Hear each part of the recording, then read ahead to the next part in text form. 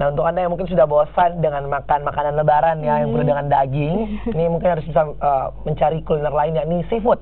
Iya. Karena menikmati seafood dan lezat dengan suasana santai sambil menyalurkan hobi, bisa jadi pilihan Anda di Panampu Park yang ada di Kota Makassar. Selain resto, di lokasi ini juga menawarkan live music dan tempat memancing ikan. Seperti apa? Berikut liputannya untuk Anda. Di area ini, pengunjung dapat merasakan nuansa layaknya berdharma wisata yang jarang dijumpai di Kota Makassar.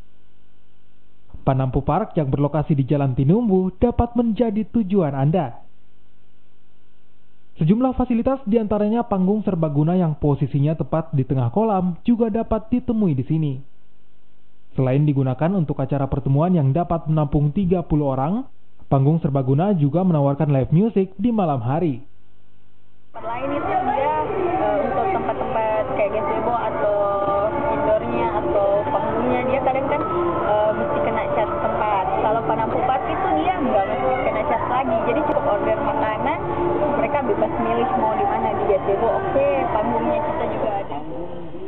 Dengan luas 6 hektar, tempat ini juga memiliki resto yang menawarkan beragam sajian kuliner seafood lezat dengan menu andalan masakan kepiting, ikan patin, kepiting saus, dan telur ikan saus.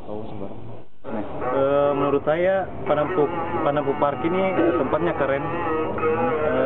Ada juga untuk lomba memancing. Dari makanan dan tempat? Dari makanannya enak-enak dan banyak pilihan menunya juga.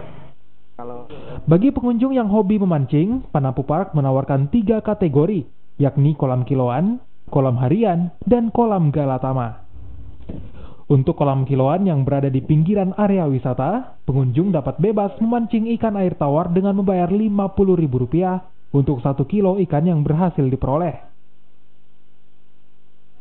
Sementara kolam harian dikenakan biaya administrasi tertentu dan kolam galatama yang menjadi kolam terbesar dengan menyediakan 88 lapak tempat memancing. Narundana Lubis, Usman Afandi, Kompas TV Makassar.